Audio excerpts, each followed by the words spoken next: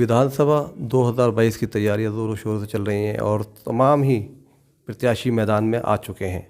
लोनी से कई प्रत्याशी सामने आए हैं, जिसमें पूर्व विधायक मदन भैया और विधायक नंदकिशोर गुर्जर भी हैं। उनके अलावा कई लोग हैं, लेकिन इस चुनाव में हमें देखना यह है कि जनता किसको चुनती है, जनता किसे पसंद करती है और यहाँ से लोनी विधानसभा 53 से जिताकर किसको विधानसभा लखनऊ भेजेगी।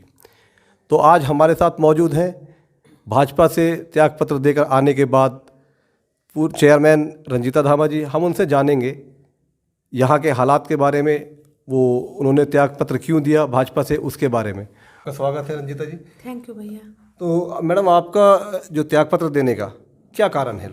देखिए, मेरा त्यागपत्र देने का जो कारण है वो लोनी विधायक नंदकिशोर गुर्जर का दोबारा भारतीय जनता पार्टी द्वारा प्रत्याशी बनाया जाना है।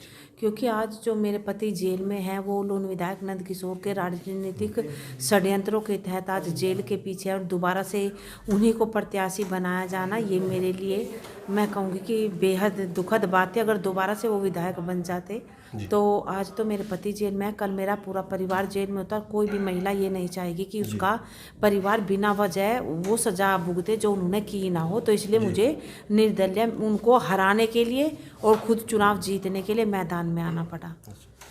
इस टक्कर में आप किसे प्रतिद्वंदी मानती हैं? देखिए, मैं अपने साथ किसी को भी प्रतिद्वंदी नहीं मानती हूँ, क्योंकि हमने लोनी में इतने रिकॉर्ड विकास कार्य कराए हैं।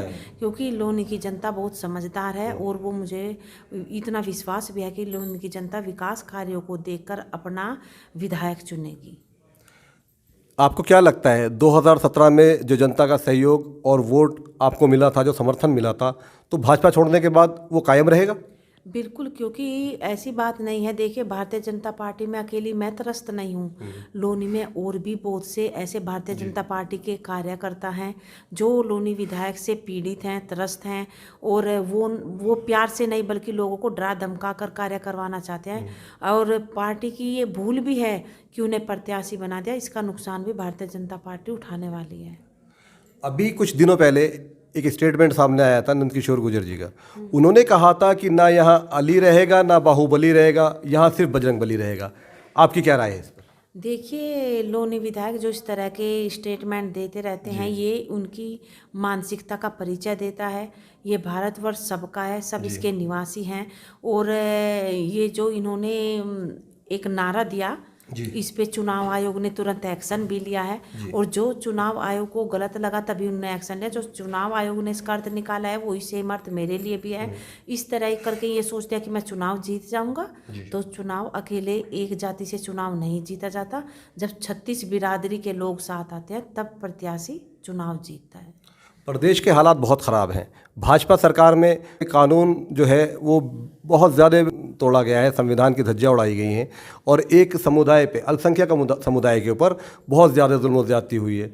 तो इसके बारे में क्या कहेंगे? देखिए, मुझे बाहर का तो मुझे नहीं पता, हाँ, लेकिन लोनी विधायक ने ज़रूर जो पार्टी का नारा है सबका साथ, सबका विकास, सबका विश्वास और सबका प्रयास, उस नारे से हटकर एकदम विपरीत कार्य किया है। यहाँ इन्होंने लोगों को वही डराना धमकाना, उन्हें झूठे कानून का गलत दुरुपयोग करना, इस तरह के तमाम ऐसे कार्य किए हैं जो पार्टी की छवि को धूमिल करने का कार्य करता है। नहीं, देखा ये भी गया है कि लोनी विधायक के द्वारा एक समुदाय को डराने धमकाने का प्रयास ज़्यादा किया जाता है। आप क्या कहते हैं? बिल्कुल, उन्होंने ऐसा कार्य किया है, ये बहुत गलत बात है। उन्होंने, मैं कहूँगी, उन लोगों के काम धंधे तक बंद करवा दिए हैं।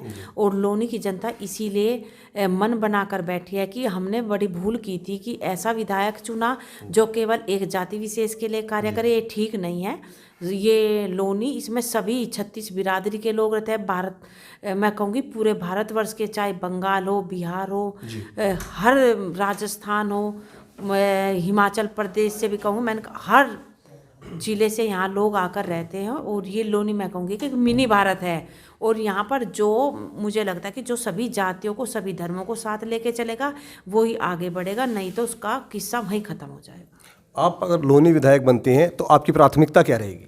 देखिए, लोनी विधायक बनते ही सबसे पहली तो मेरी प्राथमिकता ये रहेगी कि मैं लोनी में सभी को एक सुरक्षित माहौल दूं, लोगों के अंदर जो डर और भय पैदा किया गया 5 वर्षों के दौरान, उनका वो मैं भय और डर निकालना चाहती हूँ। और तभी निकलेगा जब वो आराम से अपना रोजगार कर सकेंगे, अपनी रोजी रोटी आराम से कमाएंगे। और ये जो दहशत का पिछले 5 वर्षों में जो माहौल लोनी के अंदर क्रिएट किया गया है, इसे मैं पूरी तरह से ख़त्म करने का प्रयास करूँगी। लोनी विधायक द्वारा एक समुदाय विशेष के लिए जो टिप्पणियां की गई हैं, जो डराने धमकाने कार्य किए गए हैं, अगर आप विधायक बनते हैं तो उस समुदाय के बारे में क्या कहेंगी? हर समुदाय से हमने एक प्यार मोहब्बत का एक रिश्ता हमेशा कायम किया है।